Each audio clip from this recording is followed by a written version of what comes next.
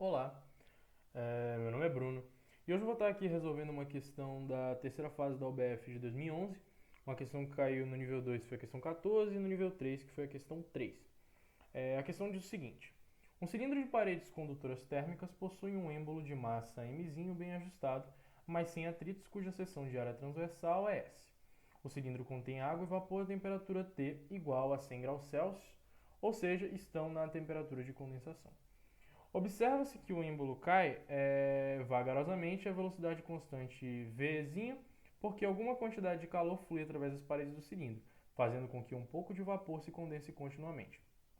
A densidade de vapor no interior do recipiente é ρ. Bom, a primeira coisa que a gente tem que observar aqui, antes de ler as alternativas, é essa temperatura T igual a 100 graus Celsius. Por quê? Porque essa temperatura significa que todo o calor que sai desse sistema ele é usado para condensar o vapor e transformar ele em líquido, ok? Assim como, né, quando eu transformo alguma coisa, algum vapor aqui em líquido, eu vou estar jogando calor para fora. Né?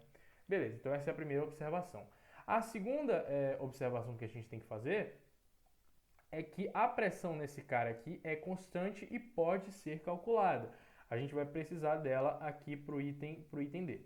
Então, vamos fazer logo o cálculo dessa pressão e a gente pode achar ela através da segunda lei de Newton. Por quê? Porque as forças que estão agindo nesse cara aqui é a força peso, ok? É a força peso, mg. A força que a pressão atmosférica faz nele, que é P0 vezes S, né? A força é a pressão vezes a área, e a área é S. E é a força do gás que ele faz no êmbolo para cima, né? Então, como a velocidade é constante, a gente não tem aceleração. Logo, a força resultante é igual a zero. Então, a força do gás vai ter que ser igual a mg mais P0S. Pode dividir os dois lados por S, por quê? Porque a pressão do gás é justamente a força que o gás faz no êmbolo dividido pela área, né? Então, para achar a pressão do gás, basta dividir os dois lados da equação pela área S. Então, P vai ser igual a mg sobre S mais P0, né? Então, a gente tem aí esse primeiro resultado. E agora vamos para a letra A. Vamos aqui para a letra A. Vamos ler o que a letra A está pedindo da gente. Ele pede que a gente calcule a taxa de condensação do vapor e a variação da massa de vapor por unidade de tempo em termos dos parâmetros dados no problema. Então, letra A, basicamente o que ele pede é ΔM por ΔT. Né? É isso que ele pede. Então, para isso, a gente vai usar a densidade que ele deu.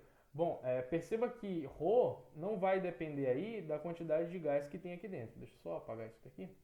ρ não vai depender da quantidade de gás que tem aqui dentro. Por quê? Porque a gente já provou que a pressão é constante. Se a pressão é constante e a temperatura é constante, ρ também, né, tem que ser constante. Então, ρ vai ser igual à massa do gás, a massa, vamos chamar de massa final, sobre o volume final, e bora entender isso daqui. Bom, inicialmente, vamos supor que o êmbolo esteja aqui, ok? Esse volume total aqui é VI e a massa de gás é MI. Depois, o êmbolo vai fazer um certo deslocamento aqui, ΔS, né? E ΔS é igual a V vezes ΔT. V vezes ΔT. E agora, né, depois desse tempo ΔT, o gás, a gente só tem massa de gás aqui. E esse volume aqui é justamente o volume final, que é o volume inicial, VI, menos ΔV, que é esse volume bem aqui. Esse aqui a gente chama de ΔV. Ok? Então, a gente tem que ρ vai ser igual a massa final, que é a massa inicial mais ΔM. Por que mais ΔM? Porque note que a variação de massa é negativa. Então, quando eu somo alguma coisa negativa, eu estou subtraindo, né? Porque com o tempo, o que vai acontecer é que a massa vai diminuir. Então, quando eu somo uma coisa negativa, é a mesma coisa que eu estou subtraindo, né? E isso dividido pelo volume inicial, menos a variação do volume, que é o ΔV. Menos ΔV. Ok? Mas aí, a gente tem dessa figura que, só escrever aqui, ΔM sobre VI menos, quem é ΔV? Ora, ΔV é o volume desse cilindro aqui. E o volume do cilindro é a área da base, que é S, vezes a altura, que é V vezes ΔT. Ok? Agora eu posso fazer meio pelos extremos aí. E o que a gente vai ter é o seguinte. ρVI menos ρ SV ΔT igual a MI mais ΔM. MI morre com ρVI porque são iguais, né? A densidade no início é igual à densidade no fim. Então, ρVI é o próprio MI. Então, subtrai dos dois lados e divide os dois lados dessa equação por ΔT, porque o que a gente quer é ΔM sobre ΔT. Então, ΔM sobre ΔT vai ser igual a menos ρVS. Essa vai ser aí a resposta para o item A. Ok? Agora vamos para o item B.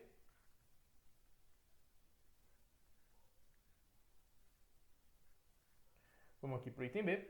O item B pede a que taxa o calor flui para fora do cilindro. Deu resultado em função do calor de condensação L, da água e dos outros dados do problema. Então, esse calor aqui ele vai ser devido à condensação de uma variação de massa ΔM. Então, esse calor vai ser igual a ΔM vezes L, que é justamente o calor devido à condensação de uma massa ΔM. Então, eu posso dividir os dois lados dessa equação por ΔT, que é como se eu estivesse derivando, né? Eu não estou usando a notação diferencial justamente porque são equações lineares, porque essa velocidade é constante. Então, não tem necessidade de usar a notação diferencial. Então, eu posso simplesmente dividir os dois lados por ΔT direto.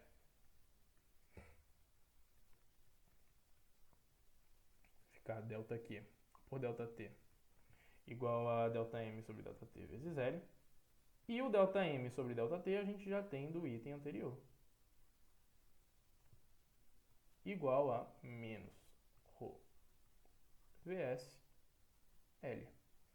Essa é a resposta aí para o item B, né? Basicamente o item A ele vai servir aí para resolver o item B em um pouquíssimo tempo, né? Então aqui, vamos para a letra C.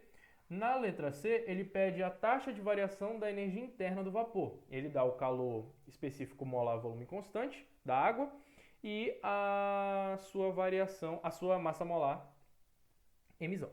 Então, a variação da energia interna do vapor, ela vai ser igual a CV, que multiplica NF TF, né, sendo N o número de mols e T a temperatura, menos N0 T0. Mas o que acontece é que TF igual a T0, que é sempre igual ao T que ele dá no enunciado, que é 100 graus. Né? Então, ΔUV vai ser igual a CV, eu posso tirar o T em evidência, que multiplica NF menos N0. Né? NF menos N0. Vamos aqui para baixo. Então, ΔUV vai ser igual a CV vezes T, que multiplica. Quem é NF? MF sobre a massa molar. Quem é N0? M0 sobre a massa molar. Logo, ΔUV vai ser igual a CV vezes T sobre emissão vezes ΔM. Por que ΔM? Porque eu vou ter MF menos M0. Eu posso dividir os dois lados dessa equação por ΔT, né, como a gente fez no item B. Então, a gente tem que ΔUV por ΔT vai ser igual a CVT sobre emissão vezes ΔM sobre ΔT. E disso a gente vai ter que ΔUV sobre ΔT vai ser igual a CV, espaço aqui, CVT sobre emissão. E esse cara aqui a gente tem do item A, que é menos ρVS. Então, essa daqui vai ser a nossa resposta para o item C. Ok? Agora, para o item D, vamos lá ler o item D. No item D, ele vai pedir para a gente a taxa de variação da energia interna da água líquida. Então, basicamente, o que ele quer é ΔU, né, da água líquida por ΔT. Então, vamos lá. ΔQ, pela conservação de energia, isso vai ser igual a ΔU mais o trabalho. Trabalho realizado pelo êmbolo, né? Então, ΔQ, a gente pode dividir os dois lados dessa equação por ΔT, né? Justamente por serem equações lineares aí. Então, ΔU por ΔT mais trabalho por ΔT. ΔQ por ΔT, a gente tem aqui do item B, que é menos ρVSL. Então, menos ρVSL. Isso vai ser igual a, bom, ΔU é igual ao ΔU do vapor mais o ΔU do líquido. Porém, esse cara aqui a gente já tem do item anterior. Então, vamos substituir ele.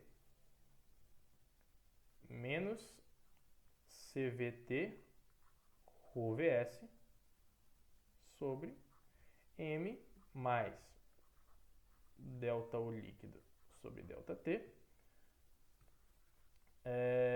mais o trabalho sobre ΔT. E quem é esse trabalho aqui? Bom, o trabalho é justamente P vezes ΔV, né? Esse daqui é o trabalho. Quem é P?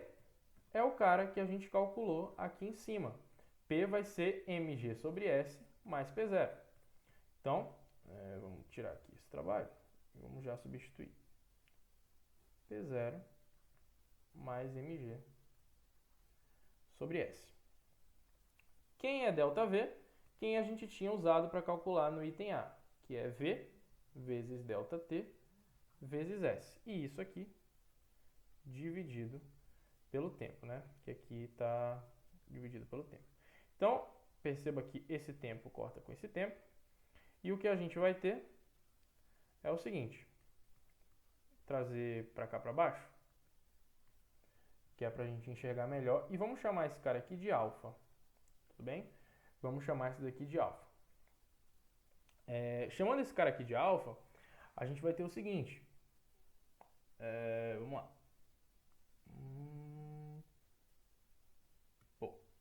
Beleza. Uma outra observação importante, quase que eu ia errando. Esse trabalho é um trabalho realizado no sistema. Então, aqui o sinal é negativo. Ok? Aqui o sinal é negativo. Beleza. Então, alfa vai ser igual a P0 mais mg sobre S, que multiplica V vezes S, mais CVT ρVS sobre emissão menos ρVSL. E essa é a nossa resposta para o item D. Esse negócio aqui é monstruoso. Então é isso, né? Basicamente essa daí é a nossa questão. E é isso aí. Muito obrigado e até a próxima.